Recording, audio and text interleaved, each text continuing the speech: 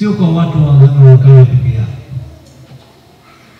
hata kwa watu wa siku hizi, hata kwetu sisi. Sijui kwa namna gani tunaweza kujifananisha na wale waliokuwa wanaishi maisha yao katika starehe, anasa na kujifurahisha kwa nyimbo mbalimbali, kufanya maisha yao ni kama kipindi cha kujifurahisha. Kama sisi tunatofautiana sana na wao, au sisi tunaweza kwa namna moja nyingine kuwa na hatari ya kuweza kusawazishwa na wao. Yesu kwa kuweza kutuelewesha katika maneno hayo niliyosoma, basi anatoa mfano wa yule tajiri. Tajiri hana jina, ni tajiri. Na Lazaro ana jina, aliyekuwa maskini. Yule tajiri alikuwa anaishi kwa anasa na furaha na starehe, kuvaa vizuri, kurudisha nyumba yake na kadhalika, bila kuona mtu yeyote zaidi ya starehe zake. Na pale nje kulikuwa na Lazaro, maskini wa watu. Yuko pale akihangaika, akisubiri yule akishamaliza kula. Kawaida walikuwa wanajisafisha mikono kwa kutumia mkate, ile sehemu laini ya mkate. Wao walikuwa hawatumii taulo au karatasi au nini. Hapana, walikuwa wanachukua mkate, sehemu ile laini, walikuwa wanasafisha mikono yao na kutupa chini hiyo sehemu ya mkate ambao walikuwa wametumia kwa kujisafishia mikono. Na Lazaro ndivyo alivyokuwa. Basi Lazaro kafa, akaingia mbinguni. Kwa namna ya kusema kifuani kwa Ibrahimu, ameingia mbinguni kwa Mungu. Na yule tajiri akaingia katika moto mwisho, katika lahana ya maisha yake. Sasa baadaye tunajua yanayoendelea. Tusifikirie ya kwamba hapa Mungu na Yesu wanataka kutuambia ya kwamba basi katika ulimwengu ndivyo ulivyo. Kuna watu wanaojistarehesha, wanaostarehe, na watu wanaojihangaisha, wanahangaika. Basi wasubiri kufa, na tukishaona kwamba wamekufa, mmoja atakaenda mikononi kwa Mungu na yule mwingine ataenda huko milele. Hana maana hiyo ya kwamba sisi tuhangaike na maisha ya hapa kidogo kidogo na baadaye tuacha tuweze kusuka katika umaskini ili baadaye tuende kustarehe huko mbinguni. Na wale ambao basi ni matajiri, ole wao kuwa mtajiri, wataenda kuhangaika.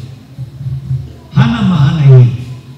Ana maana iliyo kubwa zaidi kuliko kusubiri mambo hayo yabadilike tutakapokwenda katika maisha ya milele.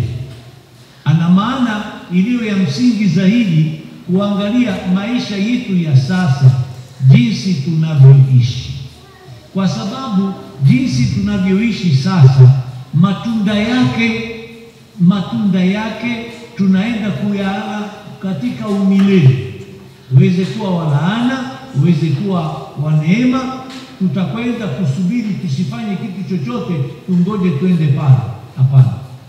Ina maana ya kwamba tujiangalie sasa katika maandiko hayo matakatifu na tuweze kujipima na kuona jinsi sisi tunavyoishi. Yule tajiri asiyekuwa na jina, tazama. Labda yule tajiri kati ya watu walikuwa na jina, alikuwa anafahamika sana. Tajiri wa namna hii kweli hakuwa na jina kati ya watu, lakini mbele ya Mwenyezi Mungu hana jina, si kitu. Kwa sababu anayoyatafuta ni ya ulimwengu huu ambao katika ulimwengu jao hauna maana. Kwa hiyo hakuwa na jina, hakuwa mtu wa maana, hakuwa mtu ambaye hana uzito wowote mbele ya Mwenyezi Mungu. Wewe ni nani unapoingia mbele ya Mwenyezi Mungu? Wewe huna jina, wewe si kitu, kama ulikuwa unaishi kwa mtindo wa yule tajiri. Lakini kama maisha yako ulikuwa mtu ambaye katika maisha yako unamsikiliza Musa na unasikiliza maandiko matakatifu, yani unamsikiliza Mungu, unasikiliza maandiko matakatifu, na hayo maandiko matakatifu ni msingi wa maisha yako, aidhuru kama hata katika maisha ya watu utaonekana wewe huna jina, lakini mbele ya Mwenyezi Mungu una jina, ni mtu wa maana. Labda kwa wale watu sema yule maskini sawa, hana jina, lakini yule tajiri yule fulani tajiri. Katika ulimwengu una jina, na katika ulimwengu huna jina.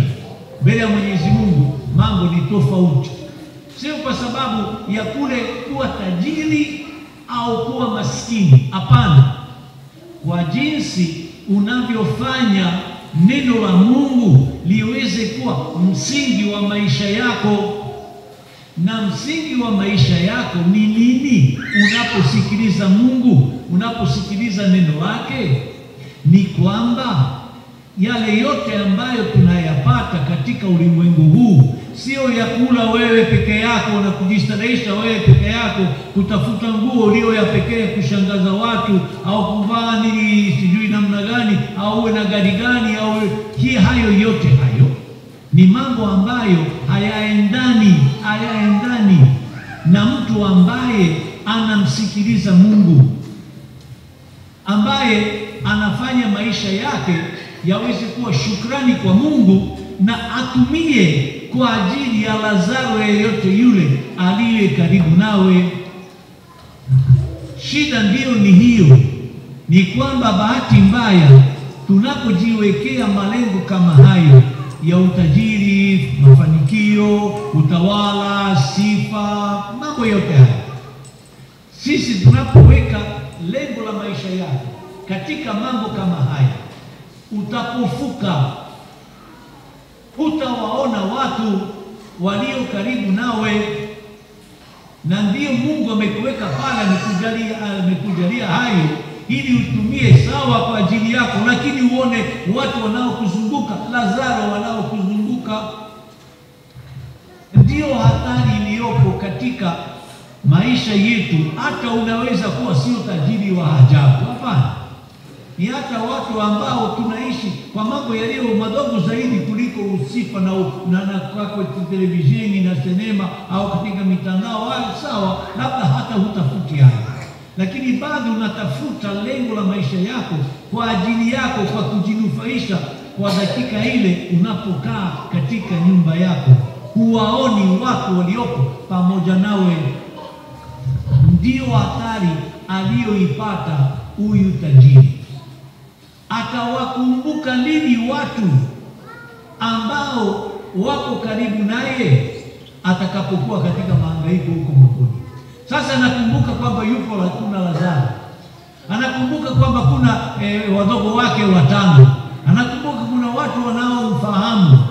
Basi sasa anawakumbuka. Alipokuwa katika raha na starehe hakuwakumbuka wala Lazaro wala nini, alikuwa anajiendeleza yeye, anajinufaisha yeye. Basi kwisha. Sasa ndio anawakumbuka. Sasa ndio hatari iliyopo katika watu ambao wanajenga msingi wa maisha yao katika lengo tu la kuweza kujinufaisha, ya kuweza kufanikisha, na sione watu ambao Mungu kama amekupa hivi vyote, amekupa ili wewe ujiendeleze na utumie hata kwa watu wanaokuzunguka. Sio mali yako Mungu anakukabidhi, ni mali yake anakukabidhi. Na wewe kama mtumishi, umeshasikia hata majuma yaliyopita, wewe ni mtu ambaye unapokea kutoka kwa Mungu utajiri ule ili utumie kwa ajili ya watu. Kumbukeni Jumapili iliyopita yule ambaye alikuwa wakili wa tajiri alianza kuwakumbuka watu walipowaambia kwamba sasa utafukuzwa. Sasa alianza kuwakumbuka watu. Ndugu zangu, kwa hiyo hii ni somo la kwanza ambalo tunapaswa kuichukulia katika siku hii ya leo. Katika yale ninayotafuta katika ulimwengu ambayo ni ya lazima katika maisha, huwezi kuishi bila kuwa na malengo kama haya. Ni sehemu ya maisha, sawa, lakini yasiwe yanakufanya uweze kufanya hayo tu yaweze kuwa lengo, usahau Mungu, na yale yawe lengo na usahau wako. Hapa ndiyo hatari. Unapogeuza mambo kama hayo kuwa miungu moyoni mwako na lengo peke yake ya maisha yako, utamsahau Mungu, ambapo pale tunasikia kama Ibrahimu na Musa, na utasahau neno lake. Kila mara tunapofikiria hivyo, kuna hatari ya kuweza kupotea, kwa sababu Mungu ataendeleza hayo uliyoyatafuta hapa katika ulimwengu huu.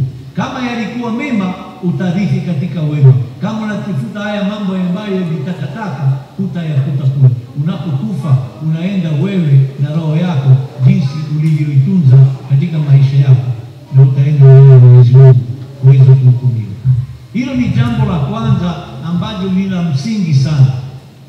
Ninatumiaje yale ambayo nilionayo, ninapewa na Mungu, pamoja na bidii yangu ya kujiendeleza, na yatambua kwamba ni Mungu amewekeza kwangu niweze kufanya zizae sawa, lakini nizae kwa ajili ya watu pamoja na mimi. Na pili, hata nikiwa katika umaskini wangu, sio lazima kwamba niweze kufanikiwa kama ulimwengu unavyosema 100% katika ulimwengu huu. Kilicho cha msingi ni kwamba niweze kuonja katika maisha yangu uwezo wa Mungu. Mungu ana uzito gani hata katika umaskini wangu katika maisha yangu? Kwa sababu unaweza kuwa maskini na hapo hapo uweze kujifunga katika umaskini wako, usimwangalie Mungu, usimuone Mungu, na wala usione watu wanaokuzunguka. Sio jambo la kuwa na kitu au kutokuwa na kitu. Ni jinsi tunavyojihusisha, iwe katika utajiri, iwe katika maskini, tunavyojihusisha na Mungu na neno lake, na tuweze kweli kuona nguvu ambazo sasa huyu tajiri anaomba kwa Ibrahimu. Umtume Lazaro awe amefufuka katika wafu, na aende pale aweze kuwaambia, na yeye akamwambia hata akienda hawatabadilisha maisha yao. Na Yesu anaposema hiyo, huyu ambaye alikuwa maskini anaitwaje? Anaitwaje yule maskini? Lazaro. Na Yesu aliyemfufua siku ya kufa, kabla ya kufa kwake mara ya mwisho, alikuwa anaitwaje? Lazaro. Walibadilika wale watu waliokuwa wanamfuata? Hapana, wakaamua sasa wamuue Lazaro na wamuue Yesu. Bwana amefufuka, ametoka katika wafu. Anajua kwamba sio miujiza inayobadilisha maisha yetu. Yesu mwenyewe sio amefufuka. Sasa wao walibadilika, waliendelea mpaka leo kumkana, kusema sio huyo, haiwezekani, hawezi kuwa Masihi wetu, hana ushindi ndani yake. Na ni kweli. Kwa hiyo sasa sisi tunafikiria kwamba mara nyingi maisha yetu yanaweza kubadilika kwa njia ya miujiza. Hapana, haibadiliki kwa ajili ya miujiza. Tunaona sinema, lakini hiyo haibadilishi maisha yako. Maisha yako yanabadilika tu siku ambapo neno la Mungu linakufanya wewe na mimi nitoke katika kaburi la dhambi zangu, la mapungufu yangu.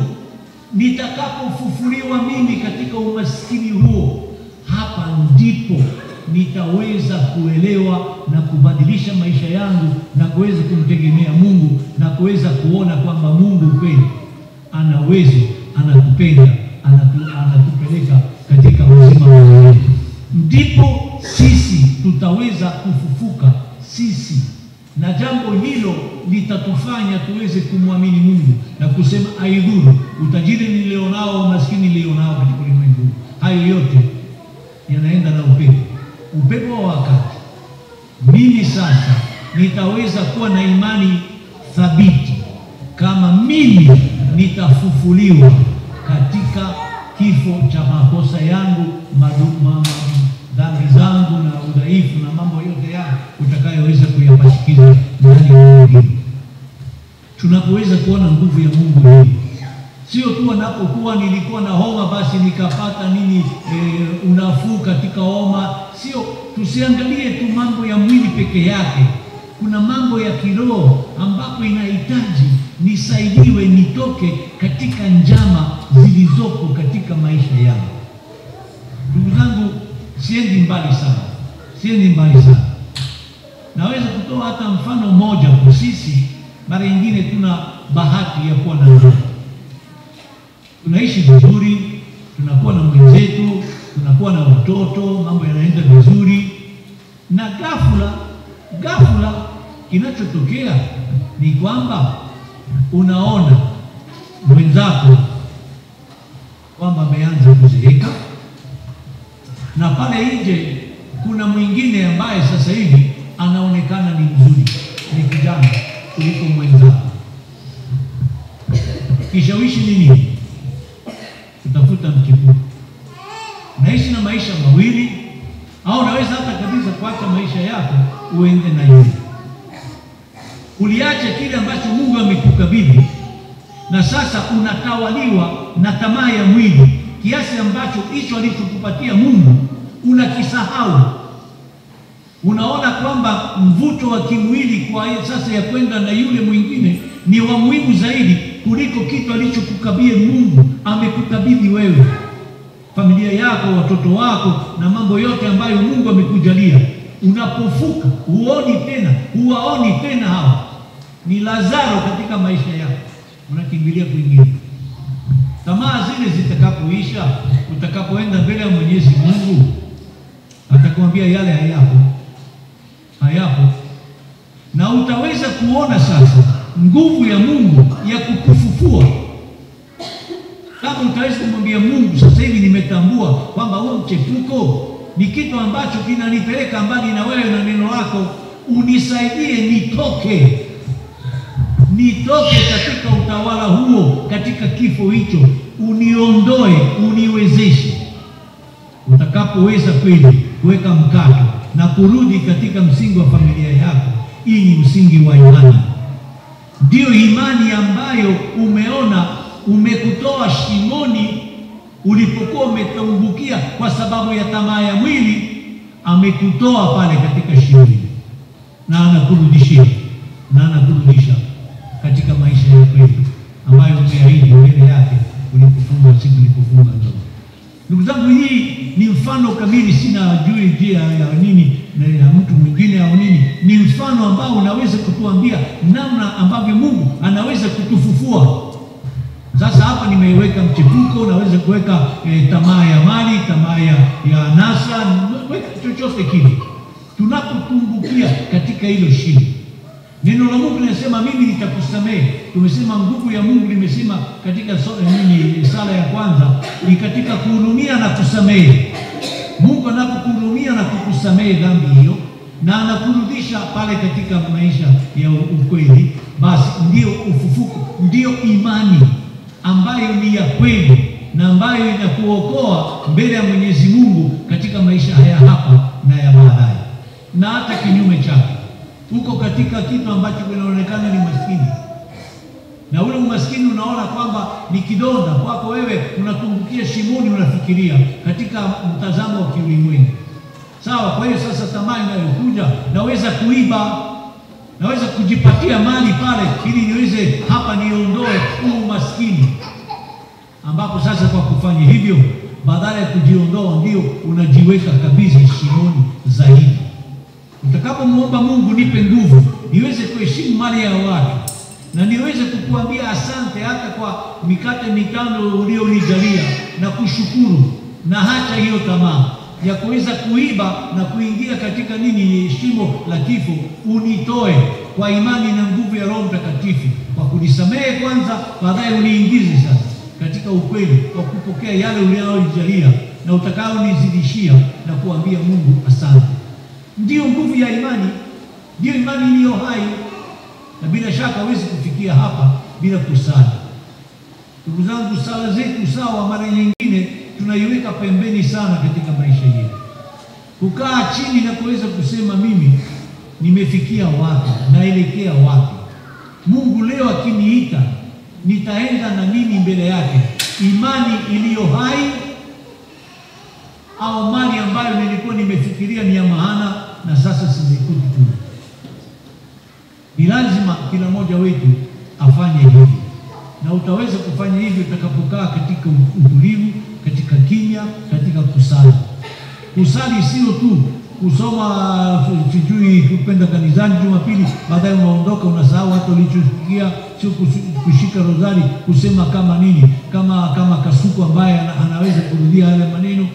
Yote hayo ni ya muhimu, sisemi sifanye, ni ya muhimu, na uyatumie kama muda wa kusali ya kuweza kufanya uweze kutulia na uweze kuangalia lengo la maisha yako ya hapa ya leo unakoishi ni lengo gani, yatakubalika. Na lengo la maisha yangu sio kujiendeleza mimi peke yangu, nione na watu wanaonizunguka. Nisubiri niwe huko motoni nione kwamba kulikuwa na watu karibu nami, kulikuwa na familia yangu, kulikuwa na mwenzangu wa ndoa, kulikuwa na watoto wangu, kulikuwa wale walikuwa Lazaro walipokuwa karibu na wewe. Wewe umeangalia meza la tamaa au umeangalia mwenzako aliyokuwa pale pamoja na wewe? Hapa ndipo ndugu zangu maisha yetu yatakapopimwa mbele ya Mwenyezi Mungu. Hakuna aliye asiyekuwa na makosa. Tunajua wote tuna vita, tuna mapambano ya kiroho katika udhaifu na mapungufu tulionao katika maisha yetu. Kila mmoja wetu kwa namna moja nyingine, siku moja kwa zaidi, siku nyingine kidogo, tunayumba huko na huko.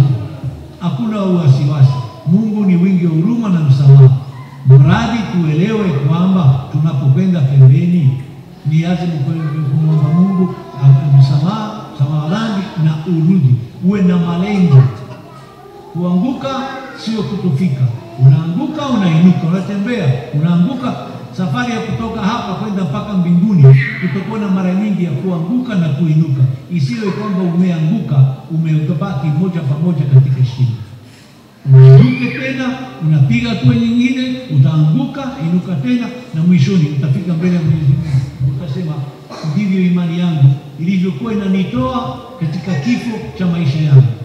Na kushukuru, umeniondoa mara nyingi katika kifo ambacho nilikuwa nimetumbukia, kifo la dhambi, na sasa naweza kuwa pamoja nawe na kukushukuru milele katika uzima ambao unatujalia na ambao utakuwa wa furaha kweli katika maisha ya milele. Tumsifu Yesu.